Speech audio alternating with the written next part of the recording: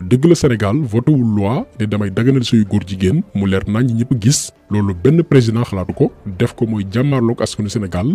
mais duñu tëgg ay politique ay programme yu sew yoo xamante nii lay sabab bi mooy jox ay droit borom ñaari tur yi ba bu ñu bëggee faju ba bu ñu leen téye kaso ñu bàyyi leen ci ni mu gën a gaawee dem nañ sax ba am yéen créer ay club genre ci biir école yi daañ ci ñëw parce que xam nañ ni ñun suñu jamono rëcc nañ leen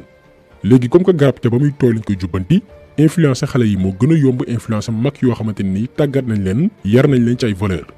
ñu ne nag nañu orienté politique bi ci xale yi ba mbirum góor jigéen fekk juróom fukki at ak lu ko ëpp dootul nekkati lu garaaw ci xelu sénégalais yi foofu nag la ñuy daganale officiellement sëyu góor ak góor ak sëyu jigéen ak jigéen gaa yi yàkkamte wuñ seeni mbir jamono gu nekk ak jéego yu ñuy teg moo tax balaa ñu yegg foofu yëpp ñu xamal sénégalais yi fu suñu réew toll ci politique boobu noonu ak naka la Sénégal nar a mel bu ñu farluwul ci xeex mbon gi ñu fi bëgg a saxal ànd ceeg ay doomi réew yoo xamante ni xaalis daf leen jar lu nekk. lii ngeen di gis mooy rapport haut commissaire des Nations Unies aux droits de l'homme ñu ngi ko def en 2011 ngir nee na jagleel ko fitnaal gi ñu fitnaal góor jigéen ñi ci àdduna bi. ci rapport bi dañoo tënk ay poñ ne bépp dëkk bu bokk Nations Unies Sénégal mi ngi ci biir da ngaa war a bàyyi xel digle yii. bari na mais dañ ciy tànn point yi nga xamante ni Sénégal nangu na ko ba noppi tàmbale di ko appliquer gannaaw ba Macky Sall jëlee pouvoir bi en 2012 ngir protéger góor jigéen yi. benn bi mooy dindi loi yi nga xamante ni dafay ŋàññi wala tëjlu borom ñaari tur yi. ñaareel bi dàq bépp pratique discriminatoire maanaam boddi gi ñuy boddi góor jigéen yi moo xam xañ leen seen liggéey xañ leen ñu faju xañ leen kàddu wala ñu dajaloo ci ay mbootaay ak yeneen yu ci mel ni la reconnaissance de genre maanaam nekkatul léegi société bi moo naan kii góor la am jigéen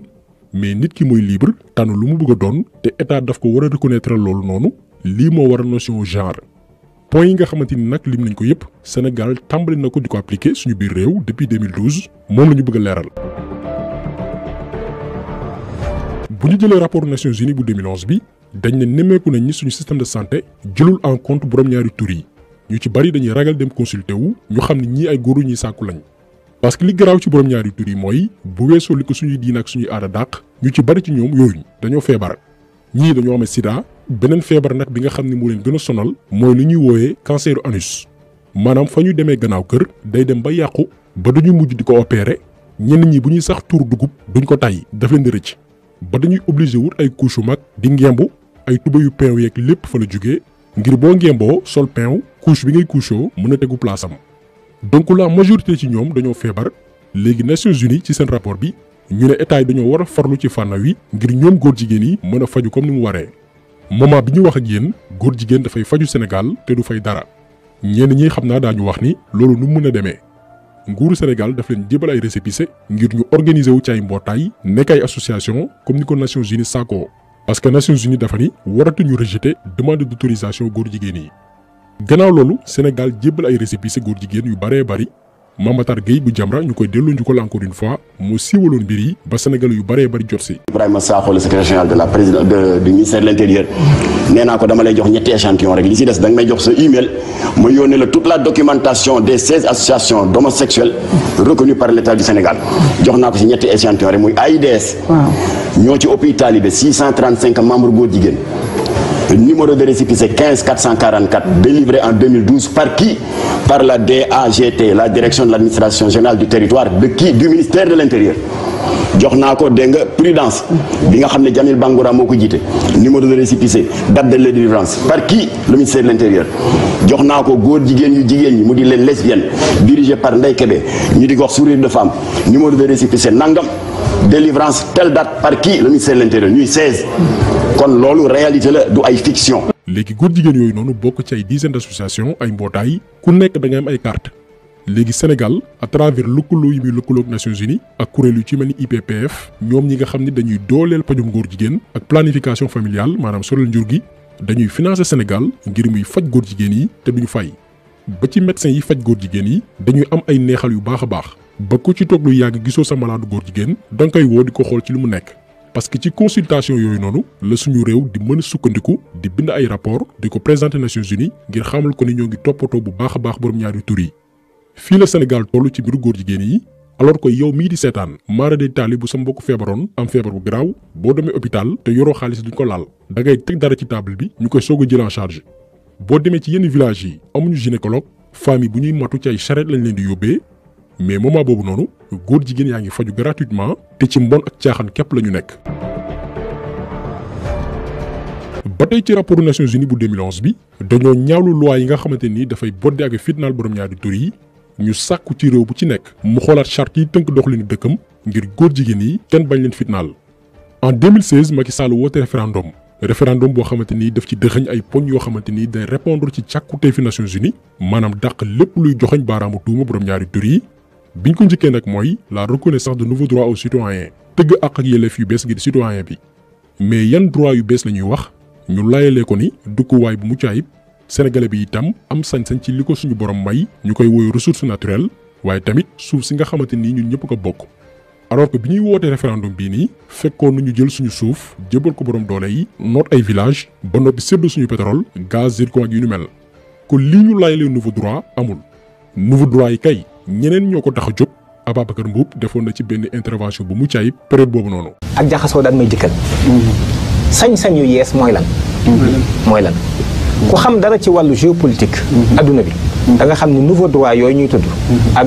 les droits des minorités. muy LGBT lesbienne gay bisexuel ak transgenre. ñooñu ñooy minorité yi nga xam ne si dafa am ay penchant yu ñu am yu bees. di jaamu seen bànneex. te loolu dañ leen war a reconnaître loolu. ni nga amee sañ-sañu taxawal sa jàkka dem wuy ji fa. mbaa nga jël sa dolub xasida jàng. noonu la ku jigéen ki wala ku góor ki bu fekkee daa bëgg a jigéen ji daa bëgg a sëy ak góor ak jigéen en même temps. wala góor gi bëgg a sëy ak jigéen ak góor en même temps. wala góor bëgg a sëy ak góor wala jigéen bëgg a sëy ak góor kooku it noonu la amee droit yooyu. war koo fësal ci penc mi aussi muy ay nouveau droit. lii moo yéeme ci politique gu daganal mbiru góor jigéen bi Macky Sall bu ko doxal Sénégal ci ay loi la ñuy sërëxal ay expression yoo xamante ni duñ ko leeral ba mu leer naññi ci suuf nag ñu koy appliquer ndànk-ndànk te kenn du ci bàyyi xel. la preuve gannaaw ba ñu wootee référendum ba noppi 1 an après en 2017 la ñu tëgg code de la presse bu bees bi maanaam charte yi nga xamante ni mooy tënk mbirum tas xibaar biir Sénégal mais lan la ñu dugal ci biir code de la presse boobu noonu. boo demee article 18 dañ ne journaliste bi wala kiy liggéey ci wàllum xarala ci média yi ñu koy woy technicien. aaye nañ leen ñuy jibal moo xam ci kàddu moo xam ci mbind moo xam ci lu ñu mën a teg bët lépp luy duut baaraam waasu nit ki maanaam xeetam diineem na ko yàlla bindee maanaam góor la am jigéen mu amee way laago mbaa xelam neexul wala sax ñu koy ŋàññi ci bëgg-bëggam ci wàllum sëy maanaam mu doon góor jigéen wala jigéen góor ñu ne kiy liggéey ci média aaye nañ la ngay jibal mbir yu ni mel mi ngi ci code de la presse bu Sénégal depuis 2017 Sénégal léegi tàmbali nañ di fi aaye ku joxoñ baaraamu tuuma góor jigéen yi ci média yi fii la projet bi toll.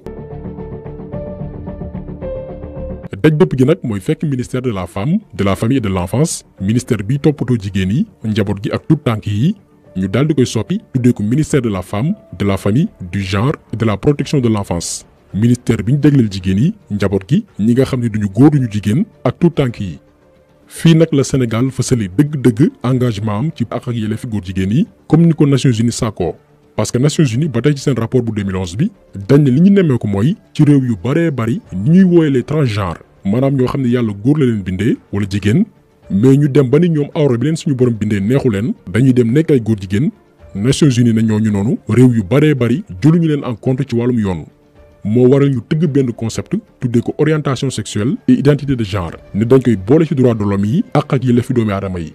maanaam léegi nekkatul société bi mooy tànn kii góor la am jigéen la mais nit ki mooy màgg xàmmee tànnal boppam ne man góor laay nekk jigéen laay nekk góor jigéen wala jigéen gaañ laay doon lii mooy notion wu genre bi ñu dugal fépp ci Sénégal moo xam ci ministère yi moo xam ci kayit yi pour wan àdduna gépp que ni Sénégal aayewul mbiru borom ñaari tur yi moo tax suñu njiit yi bu ñu demee bitim réew buñ leen laajee ci mbiru borom ñaari tur yi dañ naan Sénégal amul problème ak góor jigéen yi ndax amul benn loi bu koy aaye ñoom bu ñu demee bitim réew dañuy sax ndamoo ni Sénégal terul mbir góor jigéen. Nous avons des homosexuels chez nous. Ça veut dire qu'aujourd'hui, les associations de défense des droits des homosexuels au Sénégal auraient pignon sur rue, la possibilité de s'exprimer, la possibilité de faire campagne, par exemple. Ils sont libres. Ils sont libres. Ils sont libres de le faire. Nous informons les membres du groupe de travail que les droits des minorités sont pris en compte dans la Constitution et le Code pénal qui interdisent toute discrimination raciale, ethnique ou religieuse et toute propagande régionaliste pouvant porter atteinte à la sécurité intérieure de l'État.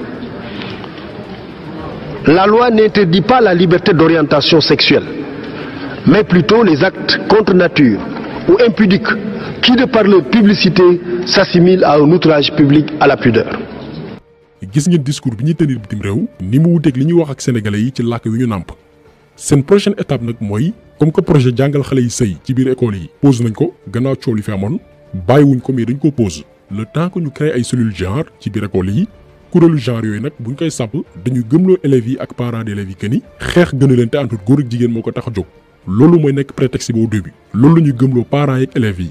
mais au final ca njeexital ba fi ñu mujjee ak ndaw yi mooy égalité des genres bi Nations Unies imposé dëkk yépp maanaam góor jigéen ak ñeneen ñi ñooyam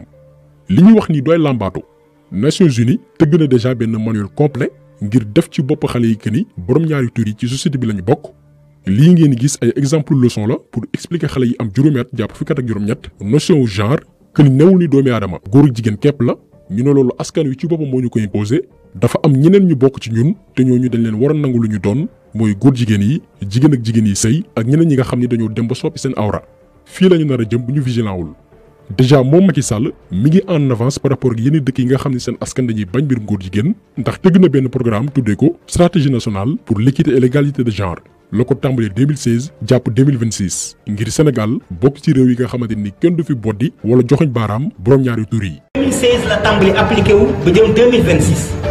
xam ngeen vision bi mooy la faire du Sénégal un pays émergent